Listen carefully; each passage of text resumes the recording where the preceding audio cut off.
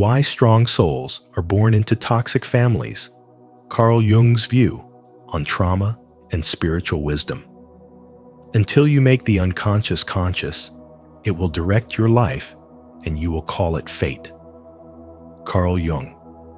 Have you ever wondered why some of the strongest, most awakened souls are born into the most dysfunctional families? In today's video on spiritual wisdom, we explore this profound question through the lens of Carl Jung's teachings, revealing how trauma, suffering, and toxic family dynamics may not be curses, but spiritual catalysts. These experiences shape your soul's journey, offering hidden opportunities for growth, healing, and awakening. As you listen, reflect on your own path. Have your deepest wounds secretly been your greatest teachers? If this message resonates with you, leave a comment below, sharing your insight or your own experience. Let's begin this powerful exploration together. 1. Chaos as the birthplace of growth. Comfort doesn't forge strength. Chaos does. And for many strong souls, their earliest memories are shaped not by safety, but by spiritual initiation disguised as dysfunction. Toxic families, far from being accidental, serve as crucibles where your inner fire is lit.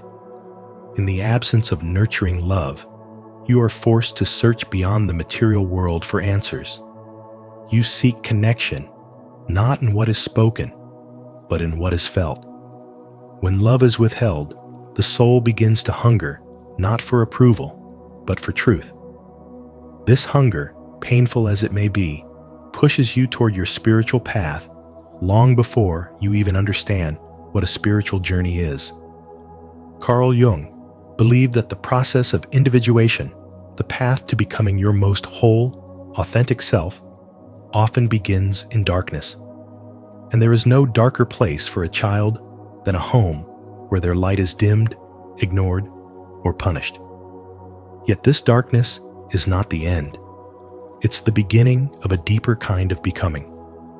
Growing up misunderstood, criticized, or emotionally neglected teaches you to sense energies rather than rely on words. You develop the ability to read the invisible tension in a room, the unsaid emotion behind a smile. What once made you feel like a burden becomes your greatest spiritual gift: sensitivity. That sensitivity isn't weakness, it's your compass. It helps you see what others cannot and feel what others deny. And when that compass is aligned with healing and self-awareness, it becomes a force of transformation. You are not merely reacting to life, you are decoding it. The chaos you survived becomes your map, and your soul begins to guide others using the terrain you once feared. You become the source of wisdom, the mirror of truth, and the voice of clarity for those still trapped in cycles you've already broken. What once felt like abandonment by the world becomes evidence that you were being chosen by something higher, called to awaken, to rise, and to embody a deeper truth. Carl Jung said, "The privilege of a lifetime is to become who you truly are." And that privilege is rarely found in comfort. It is revealed through trial, sculpted through heartbreak, and earned through 1,000 silent acts of courage. Your toxic family wasn't your soul's punishment. It was its training ground. Every rejection became a redirection. Every wound became an opening. Every silence taught you to hear your inner voice louder. And in those private battles, you were becoming something sacred. You were building a spiritual foundation that no one could see, but one day everyone would feel. Because strong souls are not made in safe places.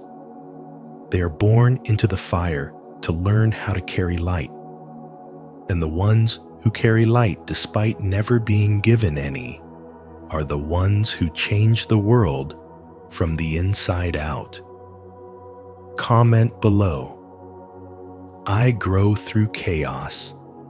If you're ready to turn your pain into power and let your soul rise above the noise. 2. Pain as preparation, not punishment. Your family wasn't a punishment. It was your soul's chosen classroom, a battlefield disguised as home.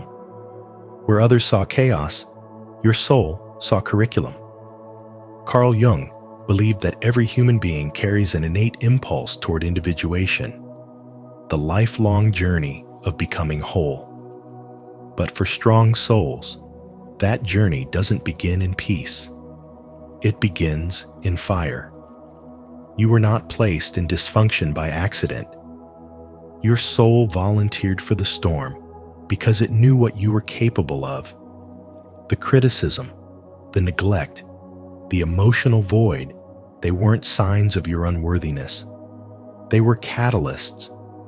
They were the sacred friction meant to strip away everything false and initiate everything true. You weren't born to fit in.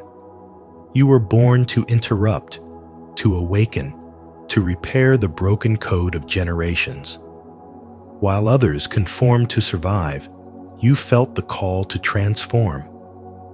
Not because you were better, but because you were ready.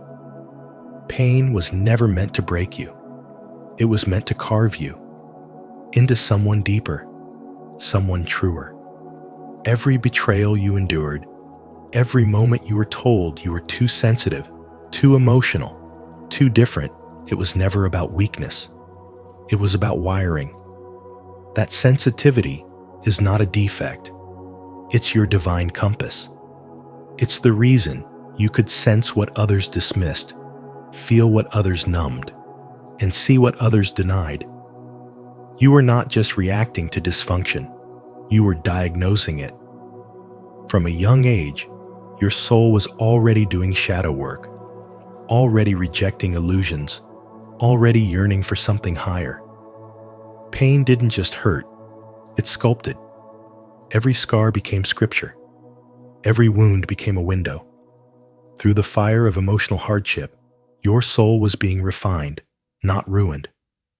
The choice is always the same: become bitter or become a builder. The man who chooses to become a builder doesn't erase his pain. He honors it by transforming it.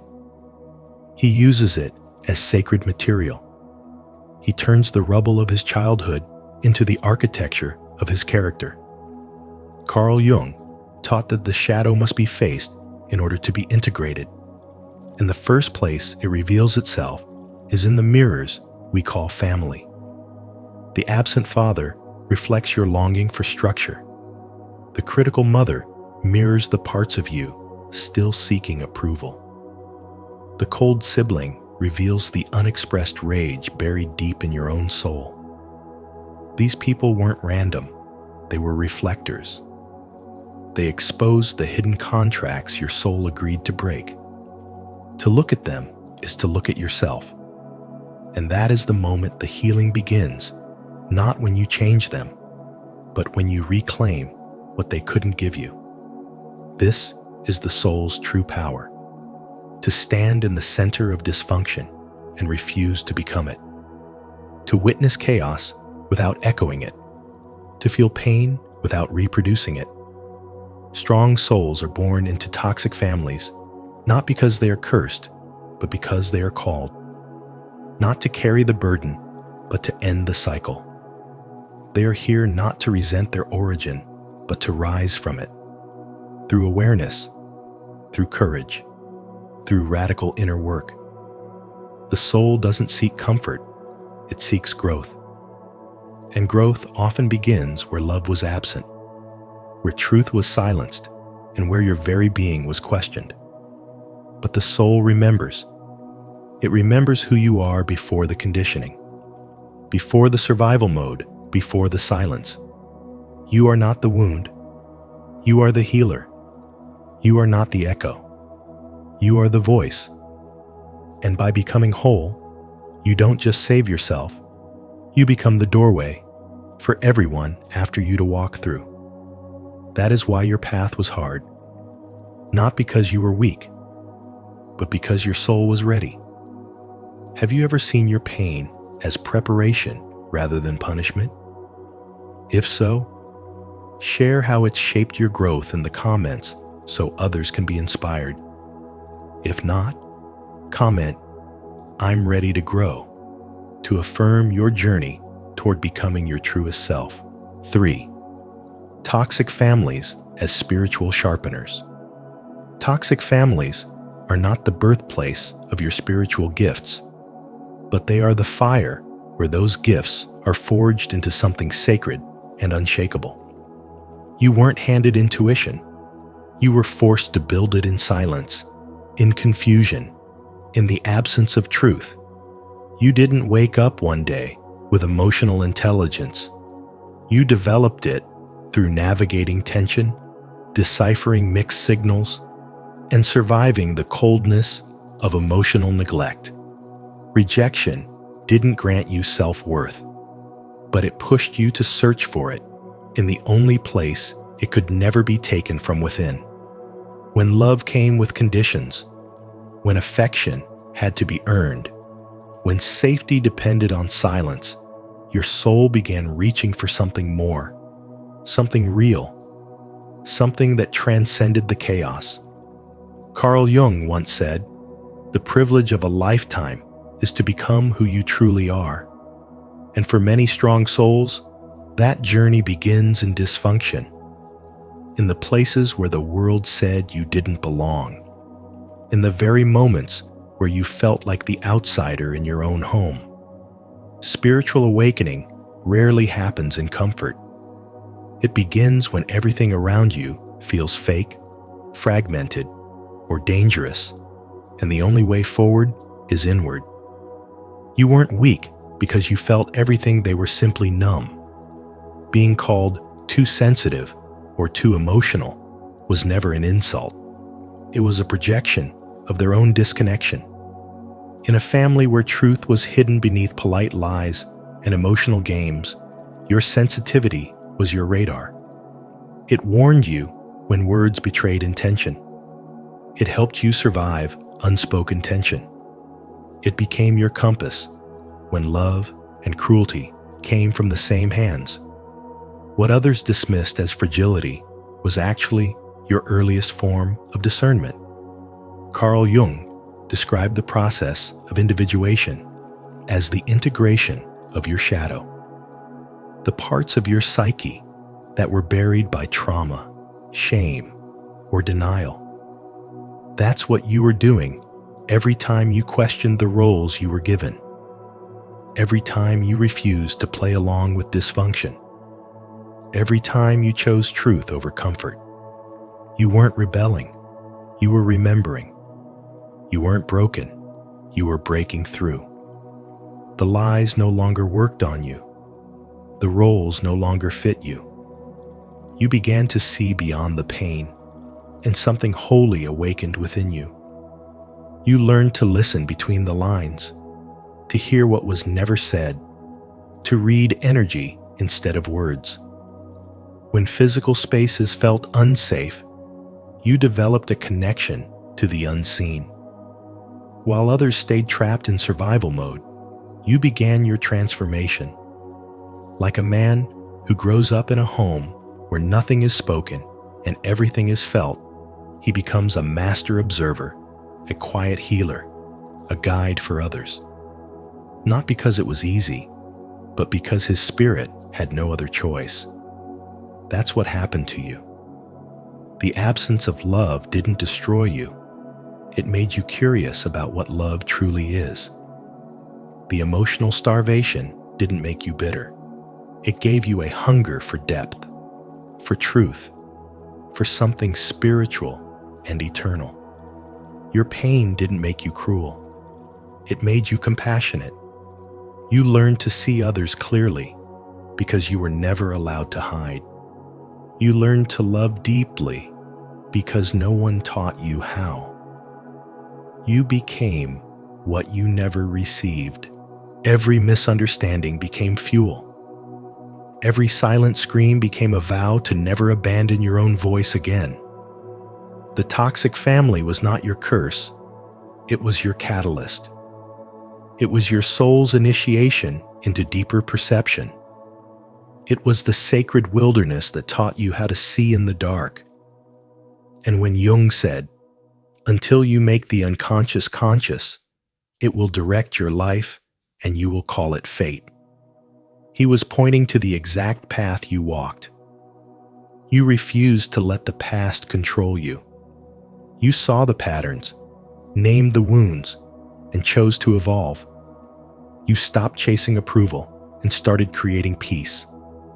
You no longer begged for love. You embodied it. That is the divine reversal.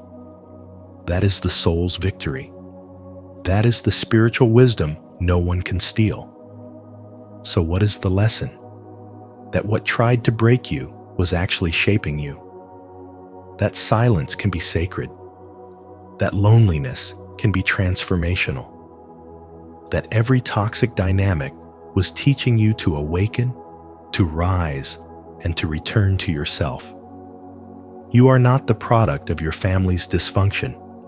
You are the soul who saw through it. You are not a victim of your upbringing.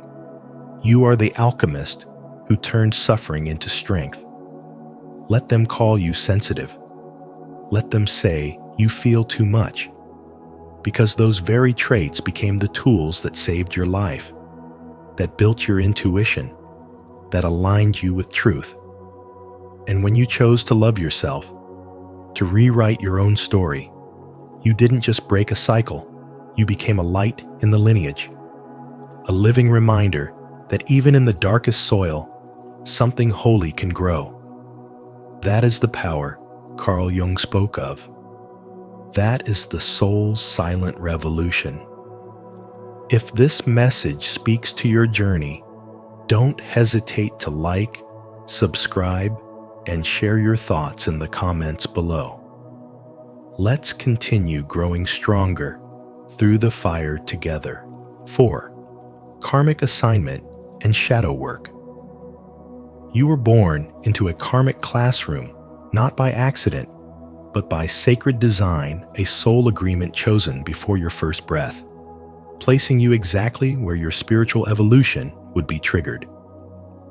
If your childhood felt like chaos, if your home was more of a war zone than a sanctuary, it's because your soul was strong enough to endure what others could not. Carl Jung said, "One does not become enlightened by imagining figures of light, but by making the darkness conscious."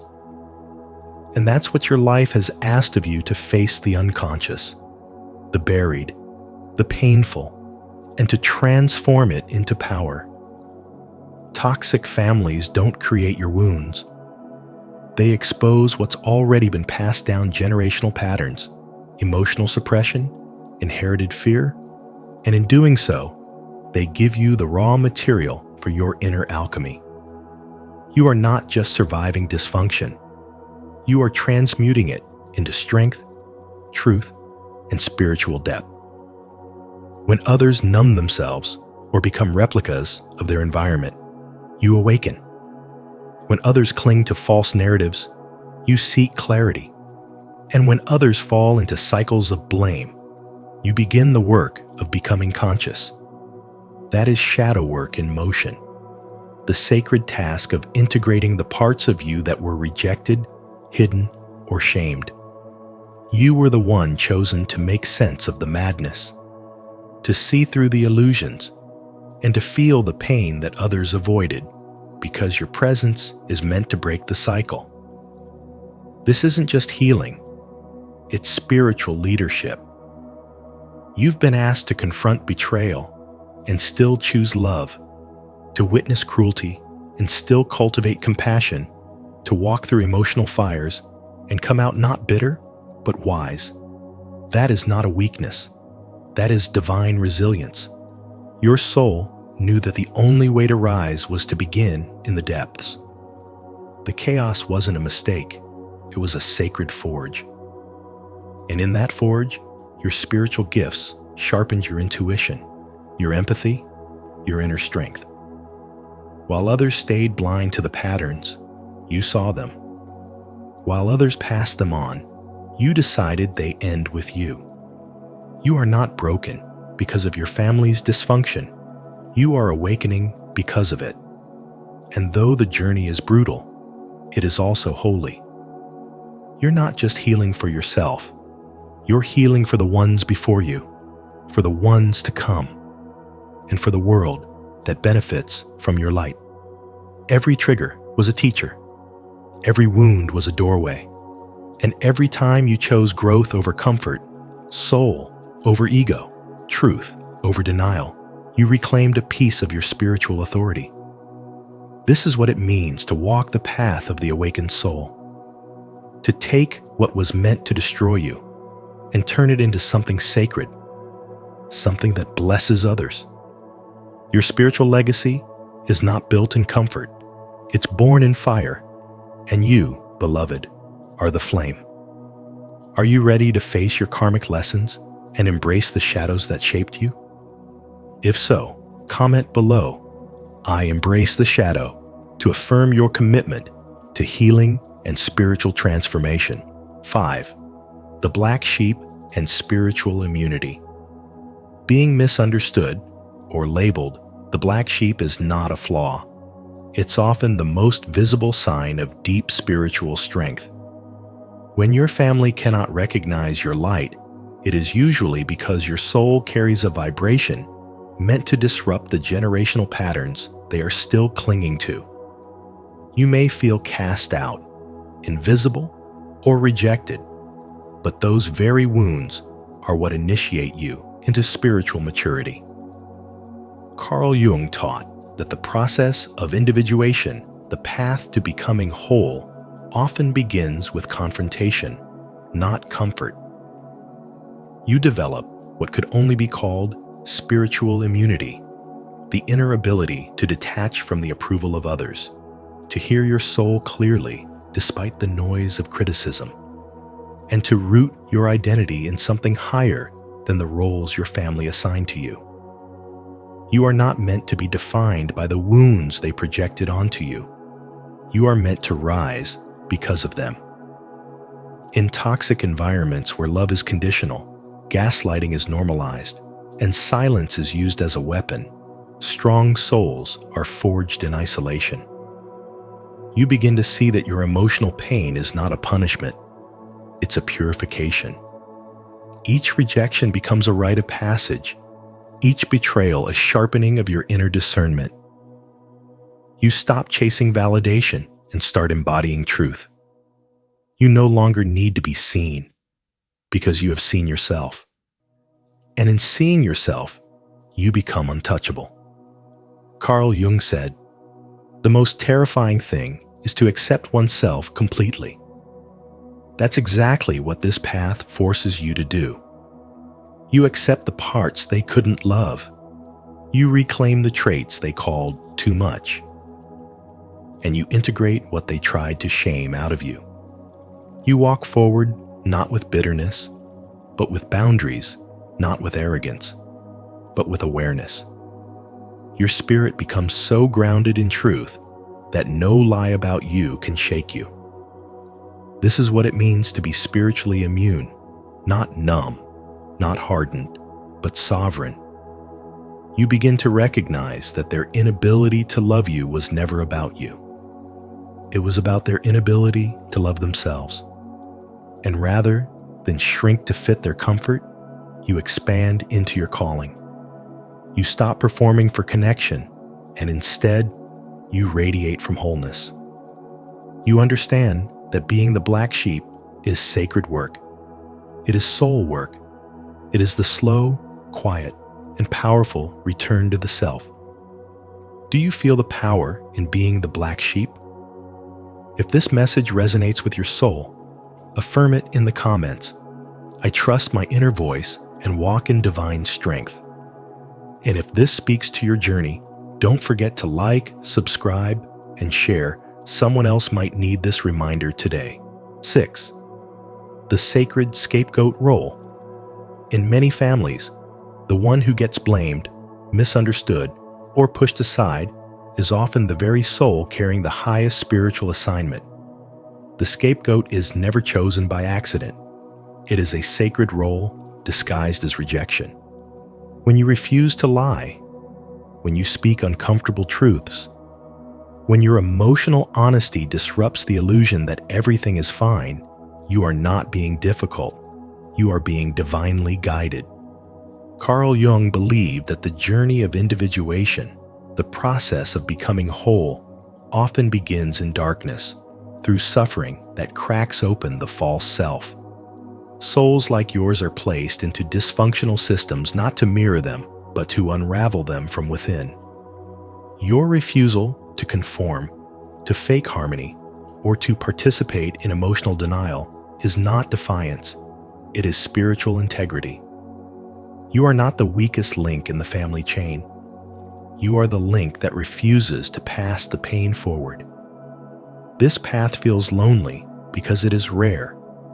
While others numb themselves or pretend, you feel deeply and see clearly.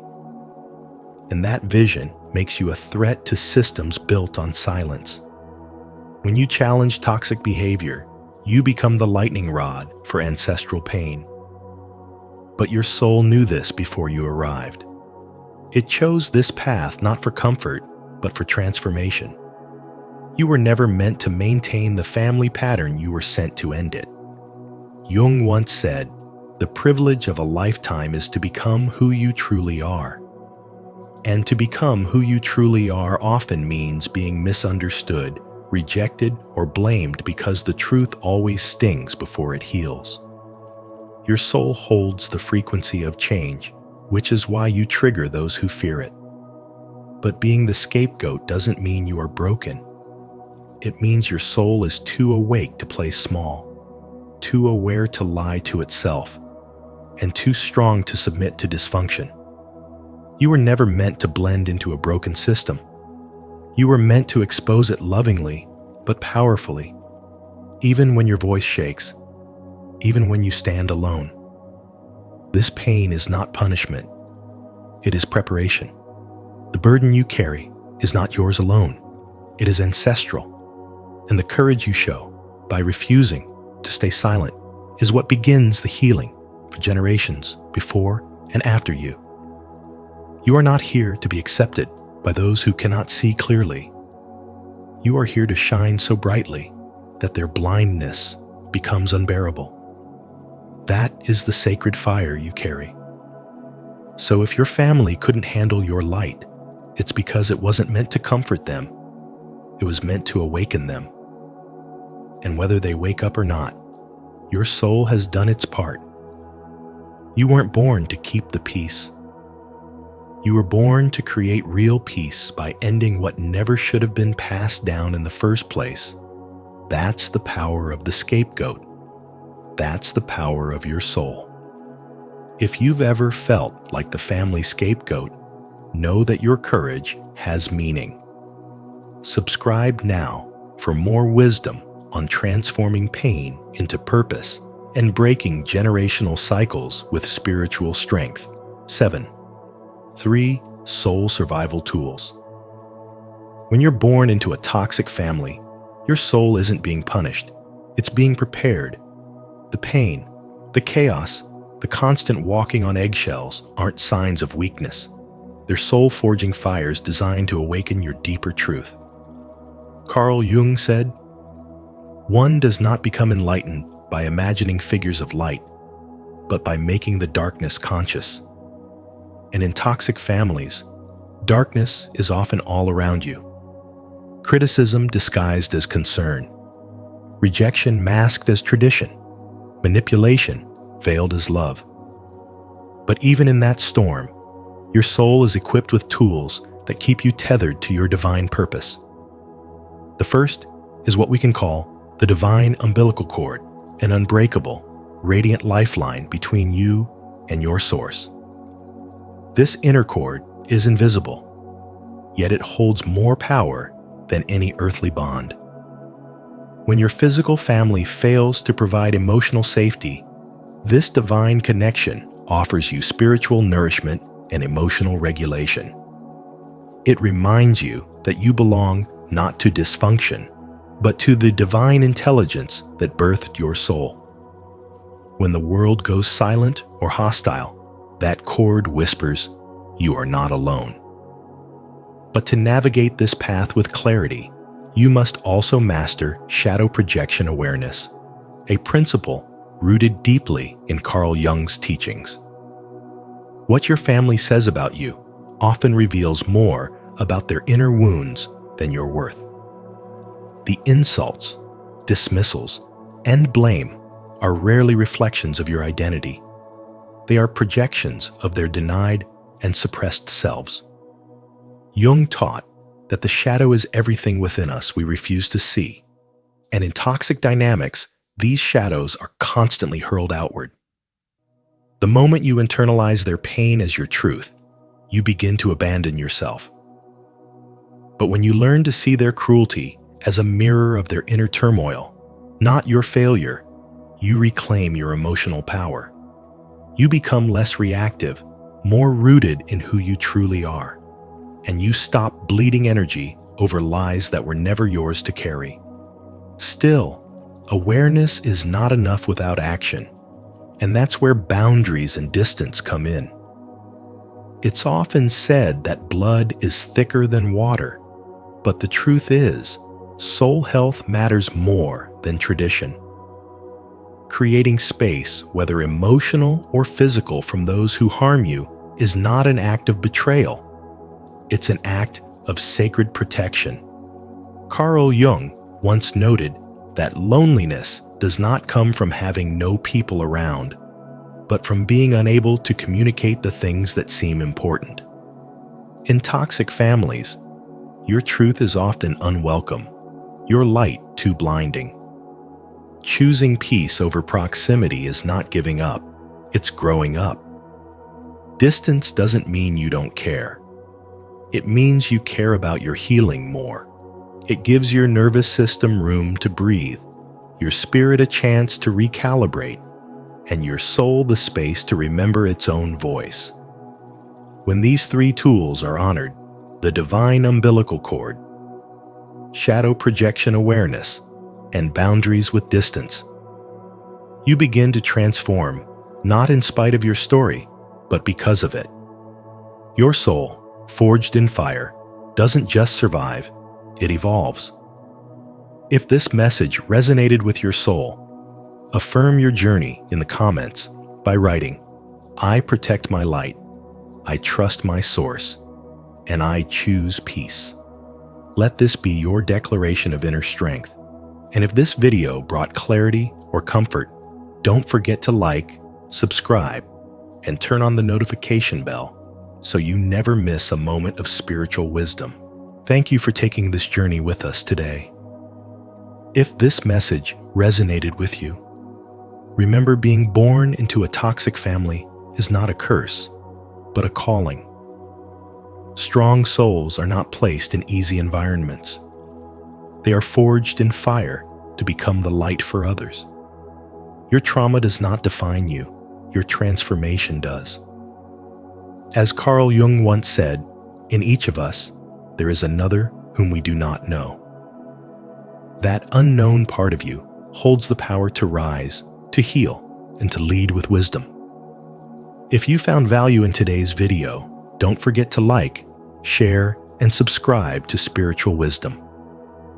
And be sure to turn on the notification bell so you never miss any of our future insights into the soul's deepest truths and healing journeys. Your awakening is just beginning. Awakening made you tired of people. Carl Jung says it's a sign of this deeper shift. The privilege of a lifetime is to become who you truly are. Carl Jung.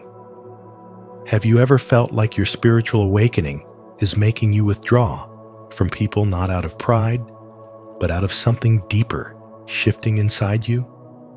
You're not alone. In today's episode on Spiritual Wisdom, we'll explore why feeling tired of people might actually be a sign of profound inner transformation. Carl Jung called this the beginning of individuation, the sacred journey of returning to your authentic self. If you've ever felt disconnected from shallow conversations or drained by old environments, this message is for you. Drop a comment below. Have you experienced this shift? Let's grow together by sharing our insights and supporting each other on this awakening path. 1. Awakening changes your frequency and creates emotional distance. Spiritual awakening shifts something deep within you, not just your thoughts or beliefs, but your entire energetic frequency. Suddenly, the world feels different. What once felt familiar now feels foreign. Conversations that used to bring comfort now feel repetitive and draining. You try to engage, to stay present, but your body tightens and your spirit resists. It's not that you're judging anyone. It's not that you think you're above them, but you can't deny that something has changed. You're no longer aligned with the emotional wavelength you once shared with others, and this creates an invisible yet undeniable distance. The people around you haven't necessarily changed, but you have. The shift is subtle yet seismic. You no longer find satisfaction in gossip, complaints, or small talk. It feels like noise, like static. Your soul craves depth, meaning, truth. You begin to notice how often people speak without really saying anything. You listen, but the words pass through you. There's no resonance, no spark, no nourishment. You're not being cold or closed off. You're simply attuning to a different frequency, one that values inner presence over outer performance. This emotional distance isn't a flaw or a phase. It's part of the process. A natural byproduct of awakening is detachment from the familiar, from the roles you used to play, from the relationships that once defined you. You're not pushing people away. You're being pulled inward. Your energy is calling you home to yourself. And in that return, there's an inevitable solitude. The noise quiets. The room empties. And for a while, it might feel like a loss. But what you're actually experiencing is alignment. Carl Jung wrote, "Loneliness does not come from having no people around you, but from being unable to communicate the things that seem important." When you awaken, your priorities change. Your emotional language deepens. And not everyone speaks it. That's what creates the ache.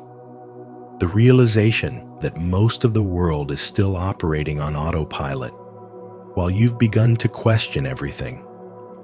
You see through illusions. You feel the weight behind the words. You sense what's not being said.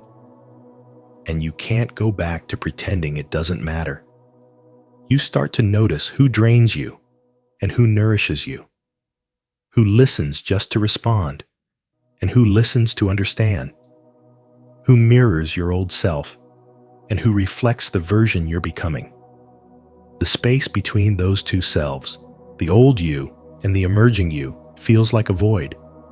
But it's not emptiness. It's sacred space. It's the cocoon between identities, the stillness before transformation. And even though it's uncomfortable, it's necessary. Your spirit is recalibrating. Your nervous system is learning peace. Your boundaries are becoming clearer. You no longer tolerate chaos masked as connection. You no longer chase validation in places that never truly saw you. This isn't bitterness, it's clarity. This isn't detachment, it's discernment. You're not isolating yourself, you're protecting your frequency. You're making room for new connections that match your depth, your values, your truth. Let the silence stretch. Let the loneliness teach you. Let the disconnection refine you. Because you're not breaking down, you're breaking through. And on the other side of this shift, you will find people who feel like home. You will speak and you'll be heard. You will feel and you'll be met. Until then, trust the distance. It's not a punishment. It's a sign you're awakening. Have you ever noticed your relationship shifting after a spiritual awakening? If so, share your experience in the comments. Your story might help someone feel less alone. And if you're still navigating that emotional distance, comment below. I'm learning to honor my new frequency, to affirm your journey. Let's grow together in this space of truth and transformation. 2. Carl Jung's concept of individuation explains the loneliness. Carl Jung called it individuation, the sacred process of becoming who you truly are by shedding who you were told to be. And it doesn't feel like a celebration. It feels like being stripped bare. As the layers of the false self begin to dissolve, the roles, masks, performances you wore to survive everything tied to that false self starts to crumble too. You feel it in your relationships first.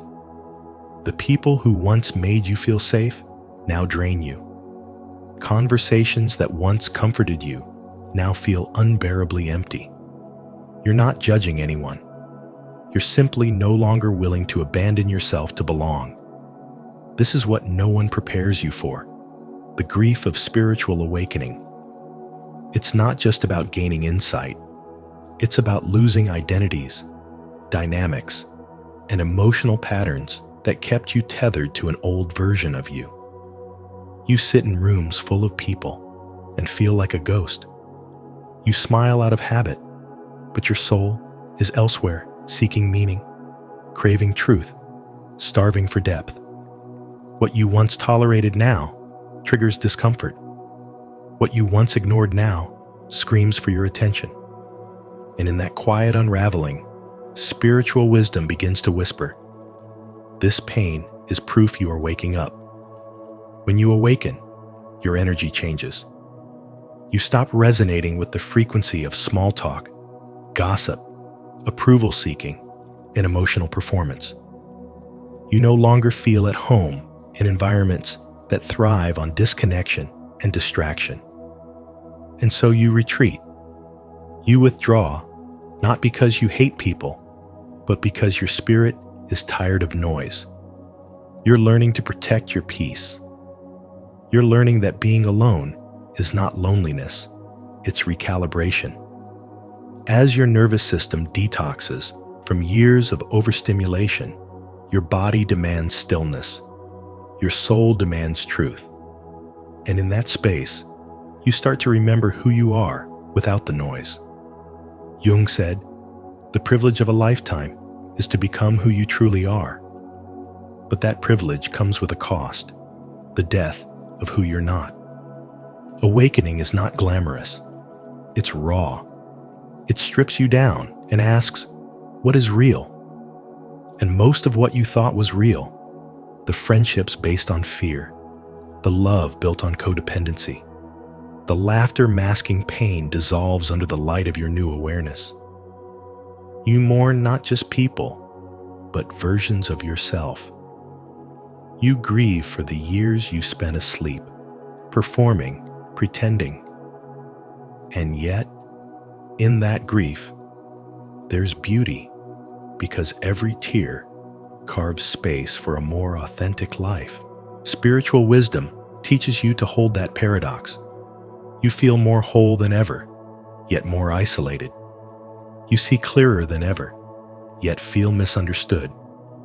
But the ache you carry is not emptiness, it's expansion. Your soul is making room for alignment. You're being called to relationships that nourish you, not drain you. To conversations that heal, not distract. To have a presence that feels like home, not performance. And slowly, your loneliness becomes solitude. Your silence becomes a sanctuary. And your awakening, though heavy, becomes the most honest thing you've ever known. Comment below.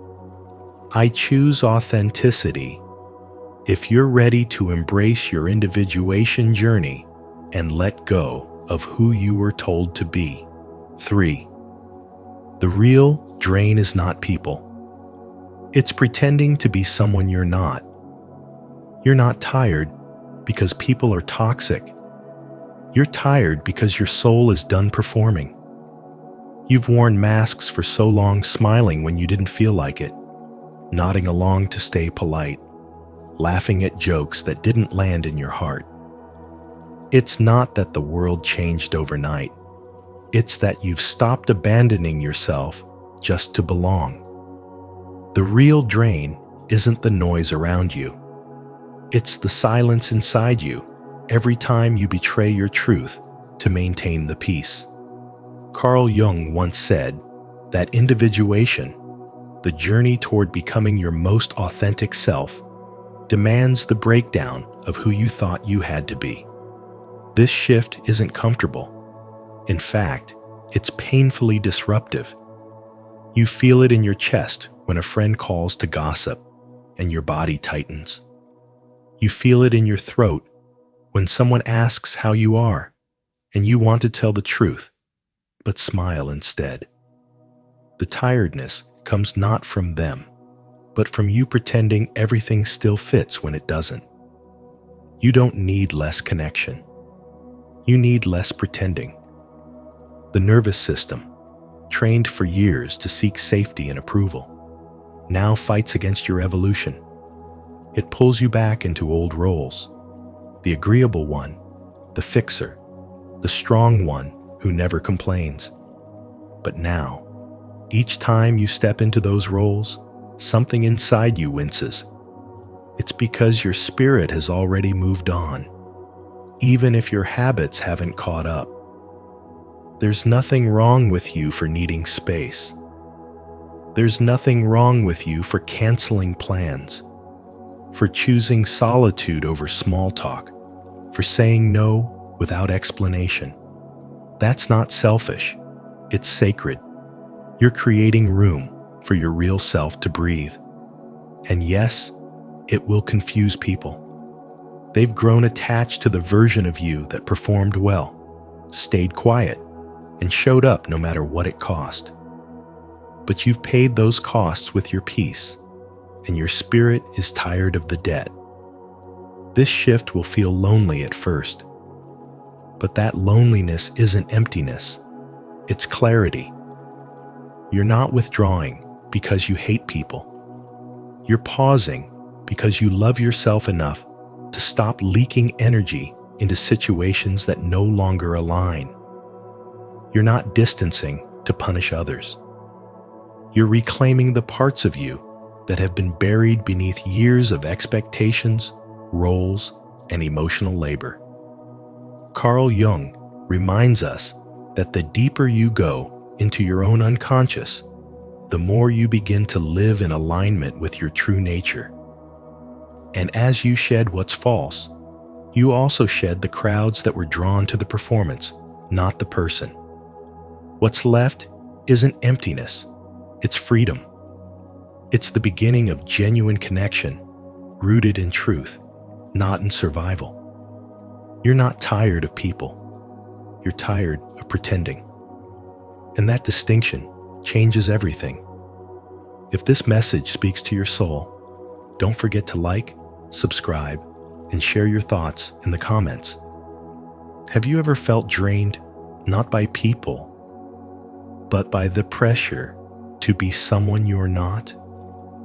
Let's talk about it below and continue uncovering what it really means to live in your truth. 4. Shadow work deepens self-awareness and sensitivity. Shadow work is not just some abstract idea tossed around in spiritual circles. It's the very essence of what happens when a spiritual awakening starts to unfold. As your inner world begins to expand, you don't just discover more light, you become aware of the darkness you've been hiding from. The shadow is made of all the parts of yourself you were taught to reject. Your anger, your fears, your shame, your unmet needs. And suddenly, you can't keep them buried anymore. Carl Jung said, "One does not become enlightened by imagining figures of light, but by making the darkness conscious." And that's exactly what's happening. You're waking up to everything you've avoided. You begin to notice how emotionally charged every interaction becomes. It's like you can feel through people's words, piercing beneath their surface to the pain they're not saying aloud. You sit with someone, and while they smile, you feel their anxiety. While they laugh, you sense their sadness. While they complain, you pick up on their hidden longing. You're no longer just hearing voices, you're reading energy, soaking up unspoken truths. This sensitivity isn't a weakness. It's the side effect of becoming deeply self-aware. Because as you start recognizing the masks you once wore, you begin recognizing them in others too. But this level of awareness comes with a cost. You start to feel overstimulated in places you used to enjoy. The party feels too loud. The office gossip feels toxic. Conversations feel like they're draining your soul because they no longer resonate with your spirit. What once felt normal now feels artificial, forced, and flat. This isn't social anxiety, it's soul misalignment. You've outgrown shallow waters, and your spirit is calling you into the deep. The problem is, not everyone wants to dive with you. And that's where the loneliness begins. You might find yourself walking away from friendships that once defined you. Not because you're better than anyone, but because your nervous system now demands peace, not performance. You begin prioritizing solitude, stillness, and truth over noise, chaos, and pretense. You'd rather be alone than shrink yourself to stay connected. This is shadow integration. You're no longer externalizing your discomfort. You're meeting it inside yourself. You see your triggers. You face your wounds. You stop blaming and start healing. And while this journey can feel isolating, it also births immense compassion. Because when you realize that most people are wearing emotional armor, not to deceive you, but to survive, you soften. You no longer take things so personally. You see pain underneath pride, trauma beneath anger, fear behind control. And suddenly, even the most difficult people become mirrors, reflecting what you've conquered and what you still need to embrace. This phase of spiritual awakening isn't always pretty. It's not about light and love all the time. It's about facing your darkness without flinching. It's about becoming so honest with yourself that dishonesty in others becomes unbearable. And the more you evolve, the more you crave authenticity like oxygen. Your nervous system stops tolerating anything fake. And that's not weakness, that's transformation. Do you feel your sensitivity growing as your self-awareness deepens? Shadow work is not weakness, it's courage. If you recognize this transformation within yourself, affirm it in the comments below. I embrace my shadow and grow in truth.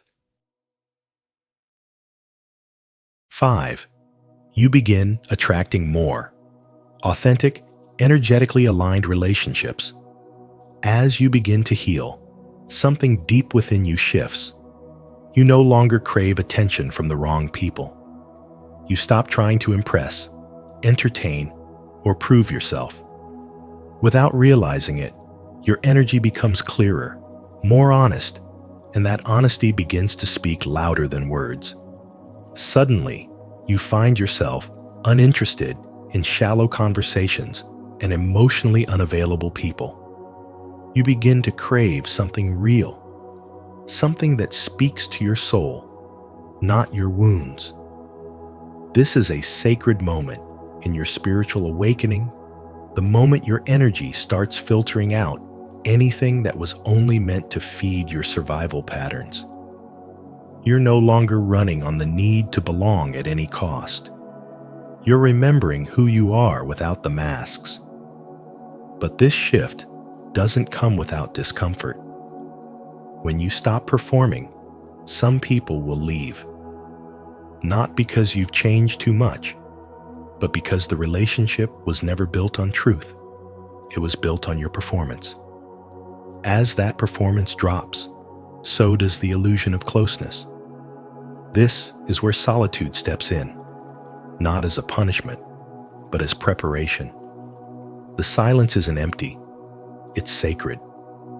It's where your intuition becomes louder than your fear.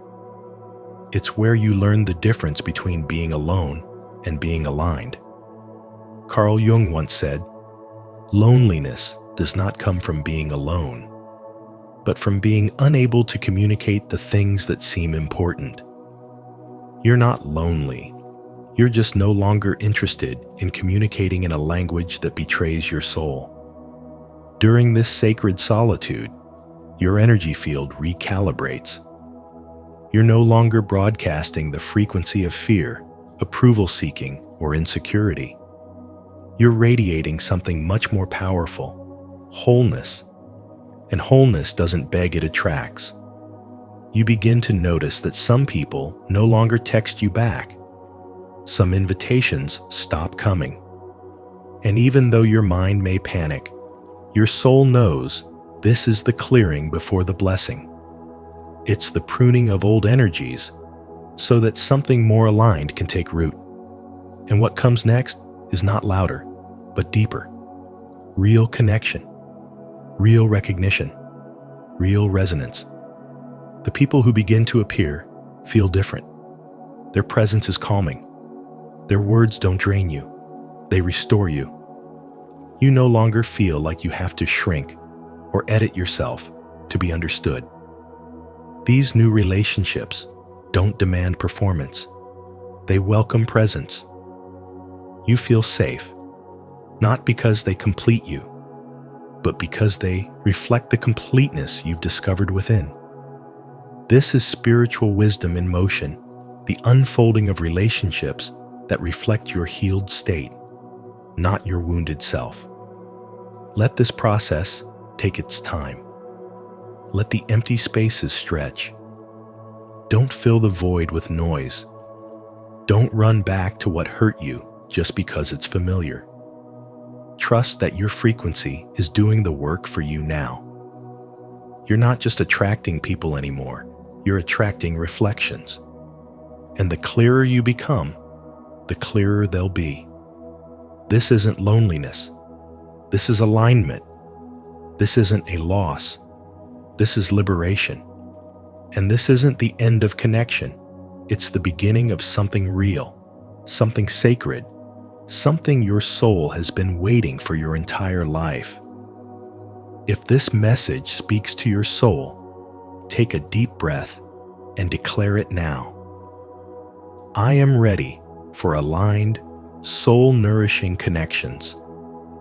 I trust what is meant for me will find me. 6. Your nervous system is evolving alongside your consciousness. Awakening isn't just something that happens in your mind. It's not just about new thoughts or spiritual beliefs. It runs deeper than that into your nervous system, your physical body, and your energetic field. As your consciousness rises, your body begins to respond. You start to notice how certain environments make you tense, how your heart races in rooms filled with noise or surface-level chatter, and how exhausted you feel after even small conversations. This is not a weakness or social anxiety. This is your nervous system evolving to meet the sensitivity of your expanding awareness. Carl Jung once said, "There is no coming to consciousness without pain." And that pain often manifests physically before your mind can make sense of it. Your system is becoming more attuned to energy, to frequency, to authenticity. What once felt normal, gossip, chaos, meaningless busyness, now feels unbearable. Not because you're superior or judgmental, but because you're no longer aligned with it. The people and places that don't match your new vibration feel heavy. You're not becoming distant, you're becoming precise. This shift in sensitivity can be confusing at first. It often feels like loneliness, like you're pulling away from everything you once knew. But in reality, your body is trying to protect you from overstimulation as it learns to operate in a higher state of consciousness. Your nervous system is shedding years, maybe even decades, of noise and conditioning. And just like muscles, after a workout, it needs time to rest and adjust.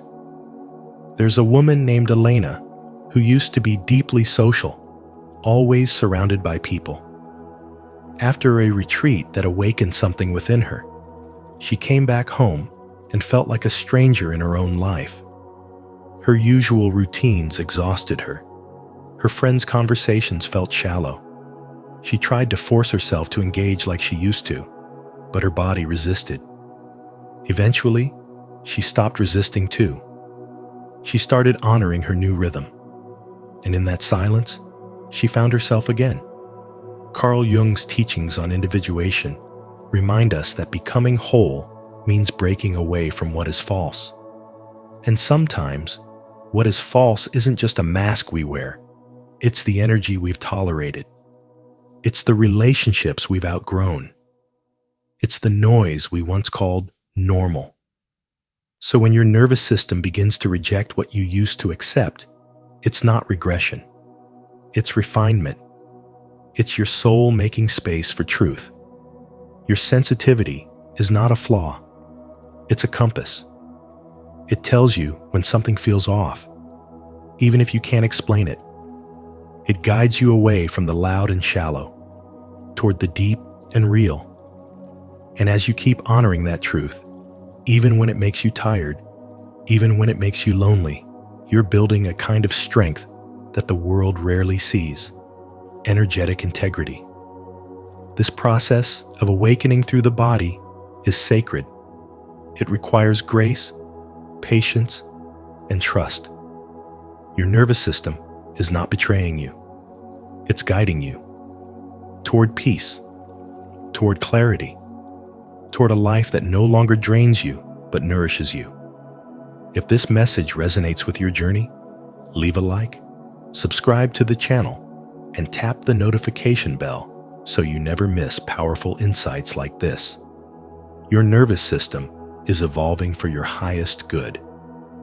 Comment below, "I am aligning with my new energetic self," to affirm your transformation and inspire others on the same path. 7. True awakening means wholeness, not superiority.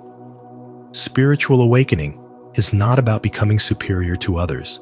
It's about becoming whole within yourself.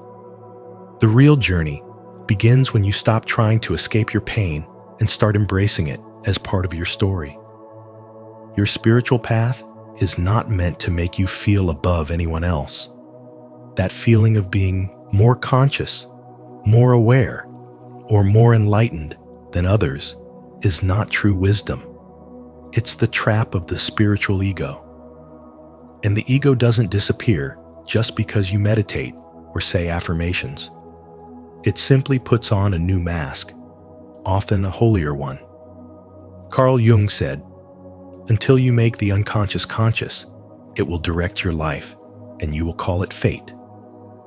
That means the parts of you that you've ignored, rejected, or tried to spiritually bypass the shame, the guilt, the inner child still grieving, these are not blocks to awakening.